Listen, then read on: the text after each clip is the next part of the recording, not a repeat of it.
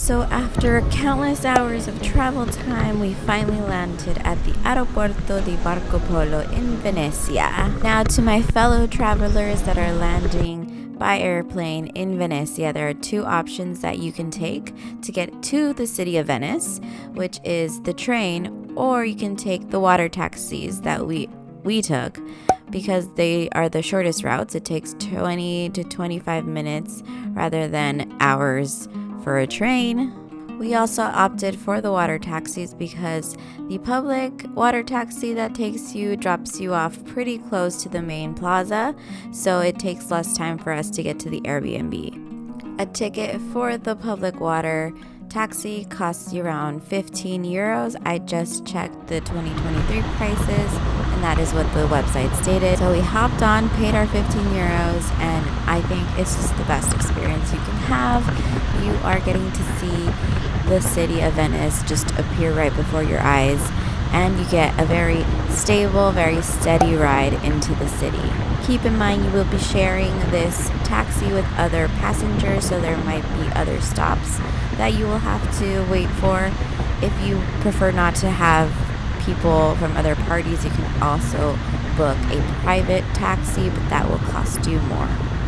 Our Airbnb was located steps away from the Basilica di San Marco, so we were the last to debark because our taxi literally had to go all the way around the city of Venice to get to that side of port. Once we disembarked, it was time to find our Airbnb, and it was a little bit of a struggle because the streets and the alleyways are very small and thin, and there's not much signage to the streetways. We were also trying to orient ourselves and trying to see where we were going to have dinner once we found our Airbnb. Now here is the first tip I will give you guys, is make sure you pack a good pair of walking shoes, because Venice is all about walking. You will have to walk the whole island because there is no type of transportation in any shape or form. The only system they do have is the canal system, but that doesn't reach all of Venice. That is mostly for the ports on the outside, and then the canals take you through the middle to reach the actual train station. There is no real interconnected canal system besides the touristy boat rides that they have. Now we finally made it to Doge's Palace area. We were very close to our Airbnb, and as you can see in the next film, we are stepping out of our Airbnb and we are heading out to explore the rest of Venice. Now, as you can see here, these are typical streetways of Venice. And this is why I said it was hard to locate our Airbnb, because there are no street signs that actually point to you. Sometimes the locals will hand write the street signs on the wall, and then you see, oh, this is where this street is supposed to indicate, which was very fun and very different from having your app located for you.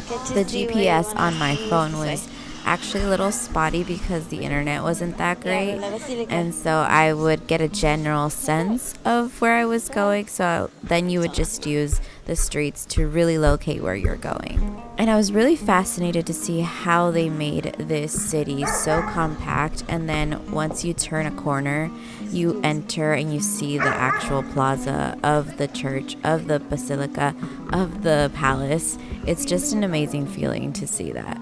So for this part of our trip, we only had one full day in Venice, which I think was complete and enough.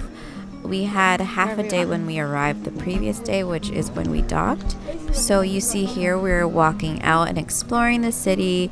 I believe we walked out around 8 a.m. in the morning because we wanted to get a heads up and make sure we know what we want to do for the day. We do want to go into the church and see it. So all the shops, tourist attractions, and places to eat or cafes open around 9 a.m. So it gave us enough time to really explore and orient ourselves and really plan our whole day that we had for Venice. 1, 2, 3.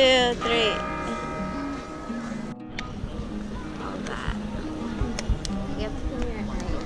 Is it all like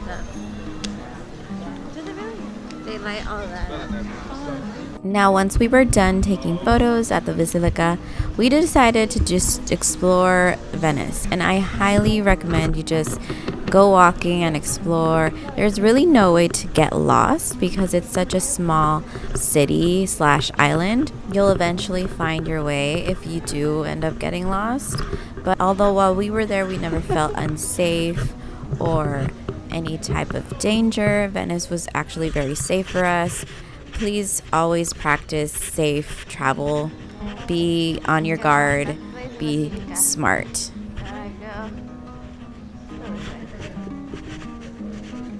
A fun fact that our Airbnb host told us was that the majority of Venetians actually live on the mainland now.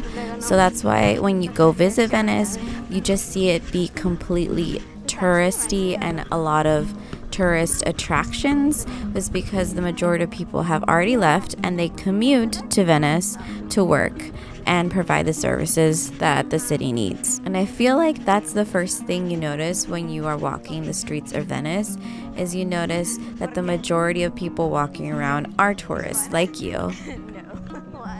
In Venice, piazzas or squares are called campi.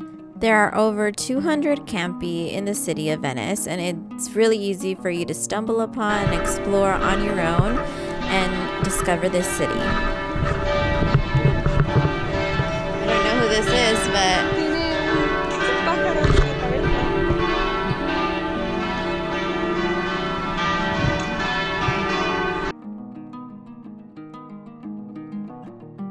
we had a quick coffee stop before we decided to keep exploring the city. We were actually still in the center of Venice. We hadn't reached Rialto, which is the real middle part, so we decided to keep walking after doing a bit of shopping. Another fun fact about the city is that there are over 400 bridges, like the ones you're just seeing right now, that connect the city's canals and water system. It's really cool to just walk over these historic little footbridges. And historically, there were no actual bridges in Venice. At best, there were wooden footbridges without steps, whose construction and maintenance were the responsibility of the neighbors. So it's just amazing how far they have come to connect these waterways to make the city and expand the city. So we finally made it to the halfway point of the city, which is Rialto, which you see here. It has a really beautiful bridge and a lot of great sights to see the waterways and the big canals. It's also the destination best fit for anyone staying at the San Marco Plaza to get a water taxi to take you to the train station if you do not want to walk. Us, unfortunately, we were going to be leaving Venice at 6 in the morning, so none of the water taxis run. This is why we were walking around the whole city to familiarize our way, and as you see here, we're heading over to Ferrovia, where the train station is, the beginning of Venice. These walkways are very tiny, and again, there is no signage, so the locals were nice enough to write which way you have to go. As you're gonna see, we're gonna come up to the right, and I'm gonna be like, oh, there, that handwritten sign says you're going to Ferrovia, and that's the way to go to the train station. So imagine just lugging your luggage. We didn't have luggage, we had just our traveling backpack, but if you do travel to Venice and you have a carry-on or a big luggage, this is what you will have to walk through in order to go to your hotel at some point, because the waterways will only take you so far.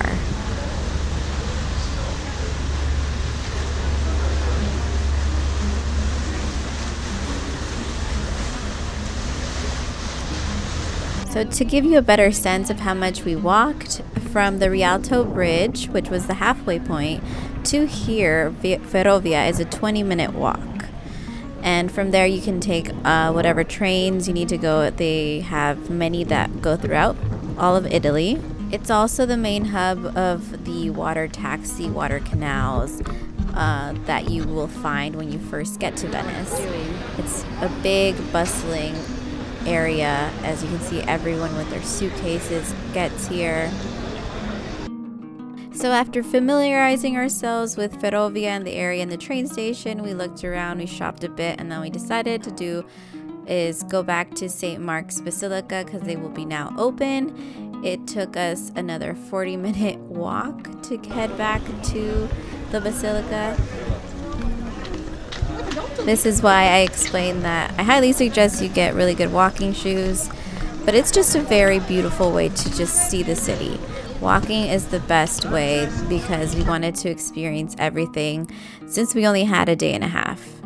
So we finally made it back to the square after having a long trek. We're ready to go visit the famous St. Mark's Basilica. We did not choose to go to the viewing point because there was a long line at the time, even if it was really early in the morning. So in the next video, I will show you guys around the St. Mark's Basilica, the views, information about how much it is, do you need tickets and everything. I hope you guys enjoyed this first part of my travel vlog in Venice. Don't forget to like and subscribe. I will be posting a lot more videos. I have a lot more content. So stay tuned.